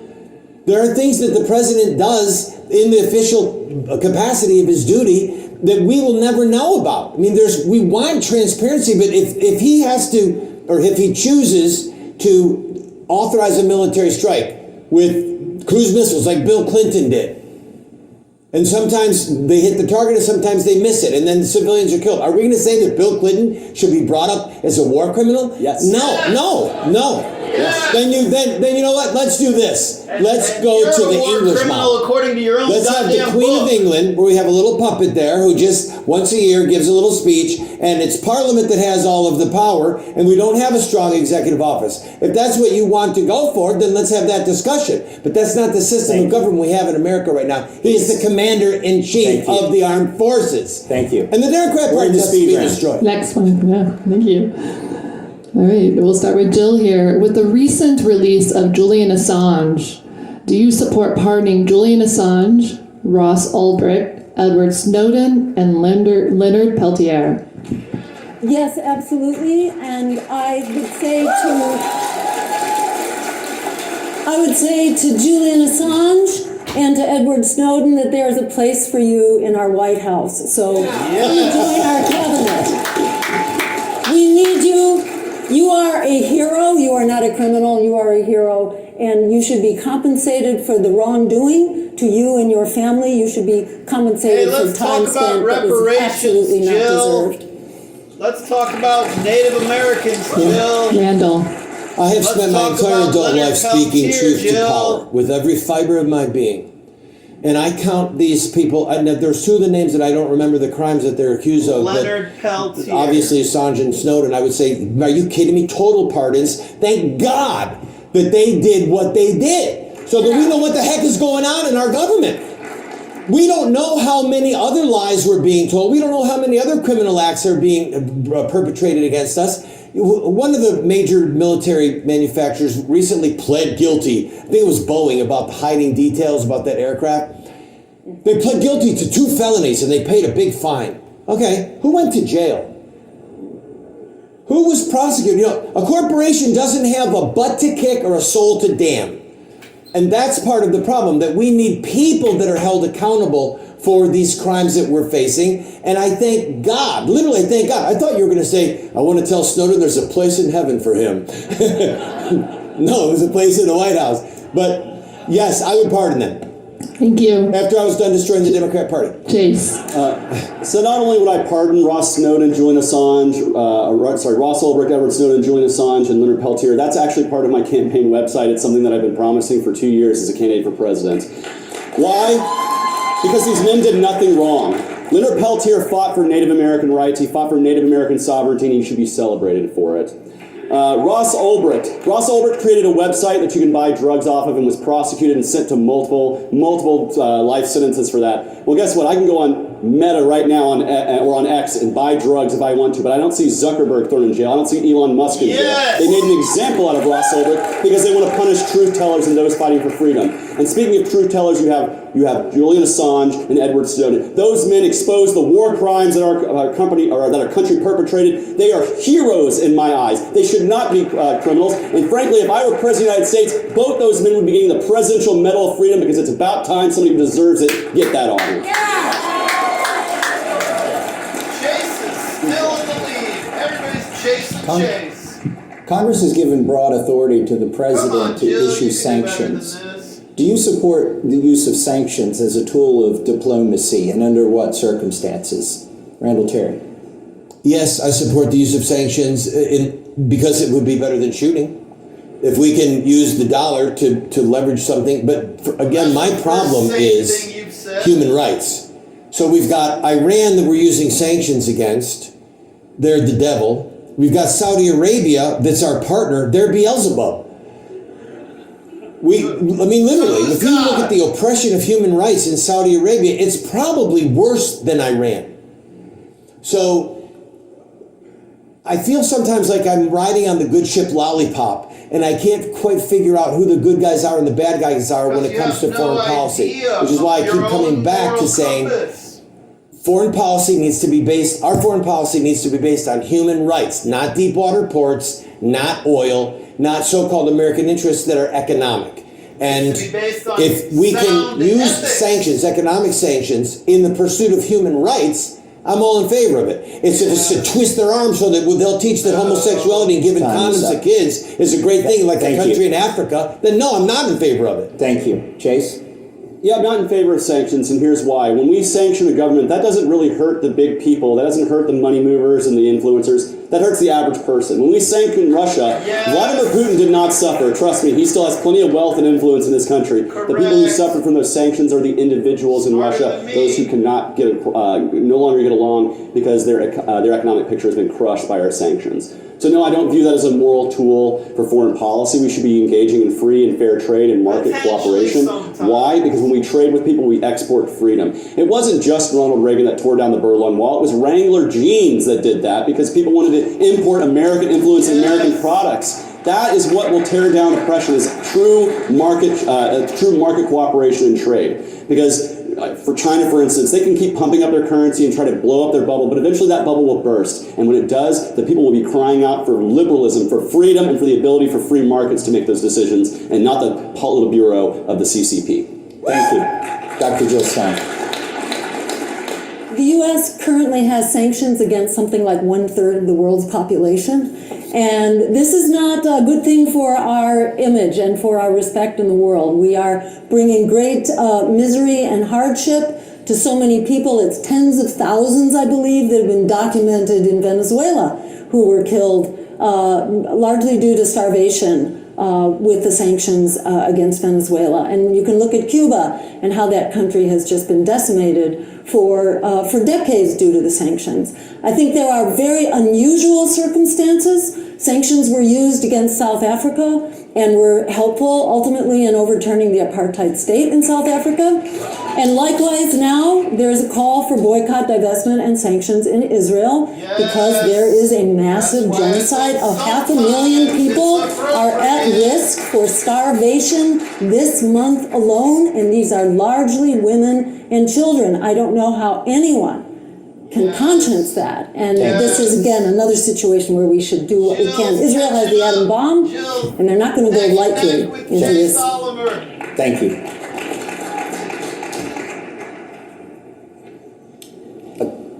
I think we're at the last, this will be the last question. Yes, it is. Thank you. The last question here, we're going to go with Chase. And the question is, according to the Department of Energy, the U.S. military alone emits more pollution than some nations. Would you support stricter environmental regulations to hold polluters accountable? Chase. No. What I think we need to see, first off, if we want to reduce the amount of carbon output that the United States military is doing, we need to stop having them bomb and kill people all over the world and engage in wars around the world. That would, of course, reduce some of the carbon.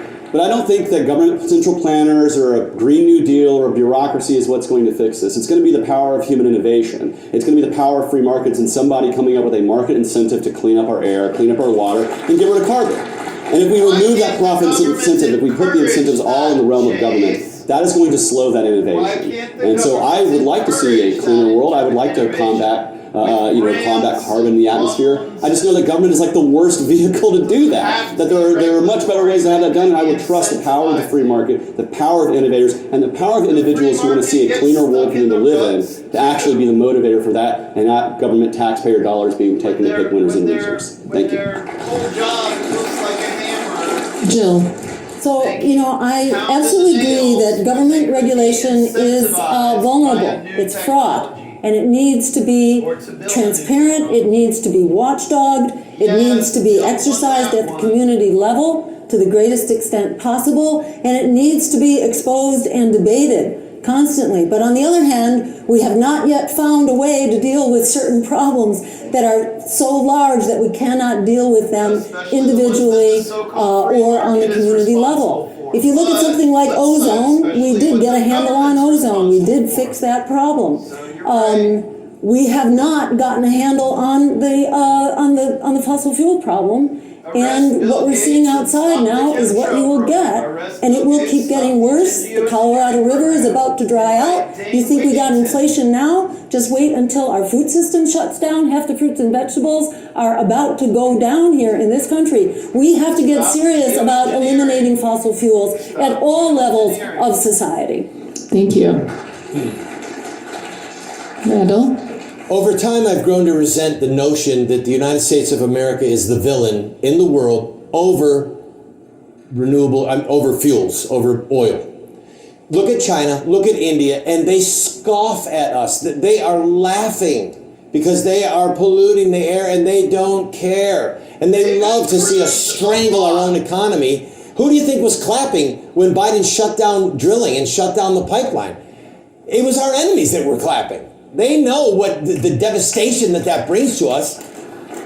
But I want to go one step further. Everybody in this room wants clean air. Everyone wants clean water. No one wants dirty air and dirty water. But I find a level of hypocrisy in a lot of the parties and a lot of people who want a green and beautiful world. Do not pollute the land in which you live, for bloodshed pollutes the land. Yes. Shed no innocent blood in the land, for blood pollutes the land. Yes. Again, the chaos that we're going through as a country is because we are shedding innocent blood, Randall. and it is polluting the land. Thank you. Well, that ends our questions, and we're going to go into closing statements. So let's close with those as predetermined by random draw. We are going to start with Mr. Terry. You have 2 minutes. It has been an absolute privilege to be with you tonight. And I want to invite anybody and everyone in this room, and those of you who are watching on television, go to our website, terry2024.com. terry2024.com. My mission is simple. Defend children, defeat the Democrat nominee, and to destroy the Democrat Party. How do we destroy the Democrat Party? The largest single voting bloc inside the Democrat Party is Roman Catholics. The second largest voting bloc is African Americans. Both of these communities say that they are pro-life. They want to protect children. And so are vegans. And yet, because of momentum over historic connections, we have people that know better that are voting for Democrats. The purpose of our campaign is to run television ads because we are a federal campaign. We can run ads inside the 60-day window that say, this is what you're voting for if you vote for the Democrat nominee. This is what the Democrat Party stands for. The abuse of children, the killing of children, the molestation, the mutilation of children. The Democrat Party is literally in league with hell. It is a fortress of evil. It is a fountain of malice against children, and it must be destroyed. Now, the Whig Party's gone, Southern Democrat Party's gone, the Dixiecrats are gone. Maybe it'll take 3 years. Maybe it'll take 30 years. But we have to set our sights on the Bismarck and be that two-wing biplane, right? Or David and Goliath. Let's be the stone and let the Democrat Party be Goliath, and let's bring it down. And then when we're auctioning off their computers and their tables and their buildings, let's use some of that money for reparations to the black community who are the victims of black genocide because of Democrat policy. Say it with me. The Democrat Party must be destroyed. Thank you for having me. Thank you so much. Chase. So I want to thank Free and Equal for hosting this debate because unlike CNN or ABC, they actually invite all of the candidates to participate. I want to thank Freedom Fest for being a gathering of people who care about markets and who care about human innovation and the ability for us to do better things than what our government thinks we can do. I'm a libertarian because I know deep down that there are so many things that we can do so much better if we remove government from the process. That government is inefficient, government is violent, and government is terrible. And in so many areas of our economy, human flourishing could be so much more quickly achieved if we got government out of the way. So I'm running for office because I want to put the ideas out there of limited government, of individual human rights, and the fact that we can organize ourselves free from government influence and the monopoly of force that government provides, and do a better job of it. Now I want to say this. One thing we libertarians get slandered with all the time is that we don't care. Oh, you're selfish, you're individualistic, you only care about yourself and your rights.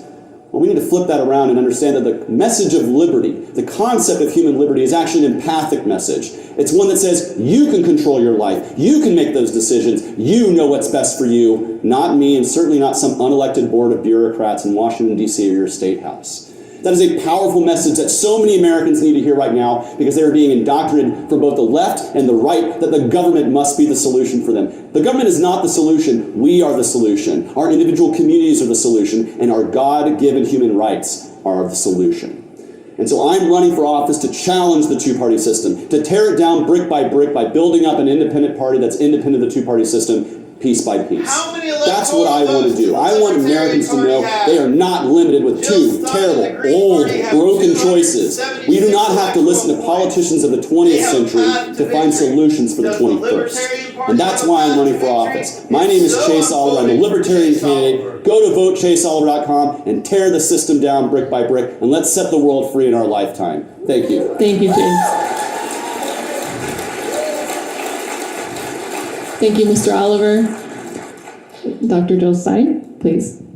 So this is definitely an historic moment, and we're seeing crises that we have never seen before.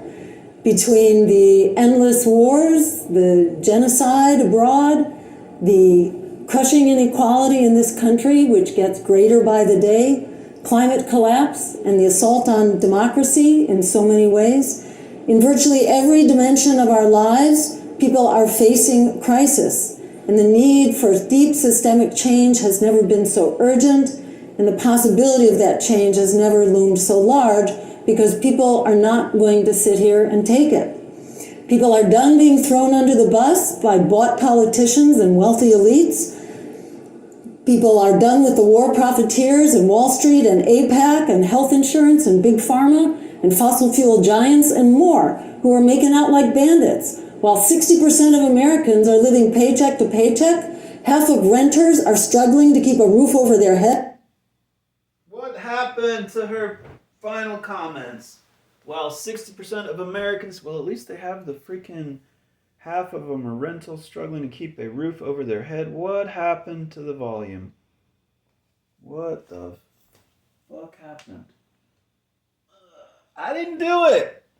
It's actually probably going on the actual live stream. What happened?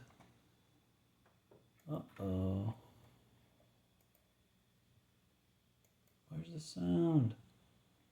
Where's the sound? Sound. How could possibly the sound go out?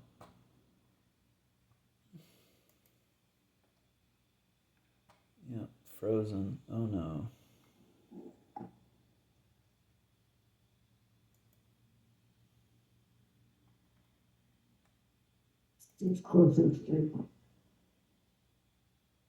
No sound. No sound.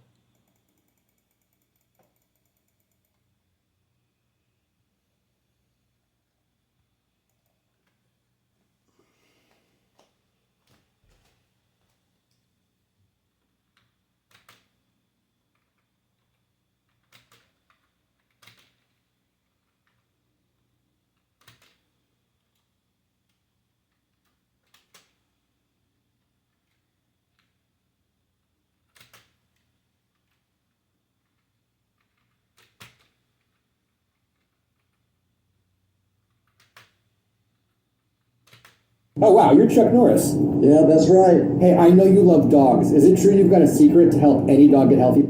If you don't want to die from diabetes, pay attention to this simple trick you can use starting tonight to balance blood. Yeah, baby. Woo! Woo! Yeah. So I wanted to get your closing remarks, how you feel about the debate tonight. Well, Thank you. You know, since I'm an elected Republican, I sign a sworn statement that I'm a Republican in order to be in that party. And sometimes I have a hard time casting that vote, but I have since I've been elected. I've kept my word. And so my wife, Rhonda, would oftentimes cancel that out by voting third party for me. With the war facing. Thank you, Mr. Oliver. Dr. Jill Stein, Let Jill please. Stein finish. Thank you. So this is definitely an historic moment, and we're seeing crises that we have never seen before. Between the endless wars, the genocide abroad, the crushing inequality in this country, which gets greater by the day, climate collapse, and the assault on democracy in so many ways. In virtually every dimension of our lives, people are facing crisis. And the need for deep systemic change has never been so urgent, and the possibility of that change has never loomed so large, because people are not going to sit here and take it. People are done being thrown under the bus by bought politicians and wealthy elites. People are done with the war profiteers and Wall Street and AIPAC and health insurance and big pharma and fossil fuel giants and more, who are making out like bandits. While 60% of Americans are living paycheck to paycheck, half of renters are struggling to keep a roof over their head. What? Come on, fix it, y'all. Fix it. Fix it. Let her finish. What happened? Come on, what happened? Give us the end. Don't censor. Or technical, maybe it's technical difficulties, possibly. What's going on? No sound. 15 seconds. What happened?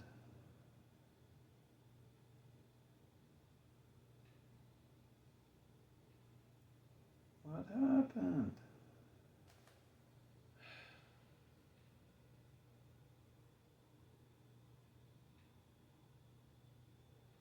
This is the live stream? What a mess.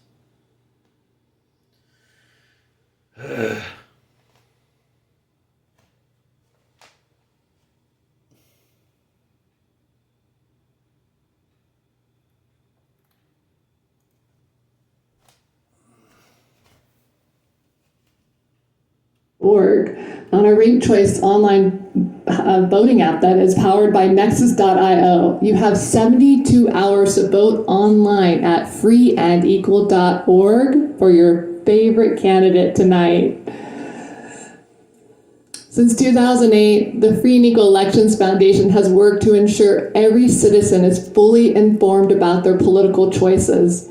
As a nonprofit organization, we rely on your support to continue our mission. So tonight, we are launching a crowdfunding campaign with all funds going directly to the production of our fourth 2024 presidential debate this September. By donating, you become part of an independent movement dedicated to amplifying diverse voices and ensuring fair elections. Visit freeandequal.org to contribute. We look forward to seeing you at our next debate in September, and on behalf of Representative Massey and myself, thank you and good night.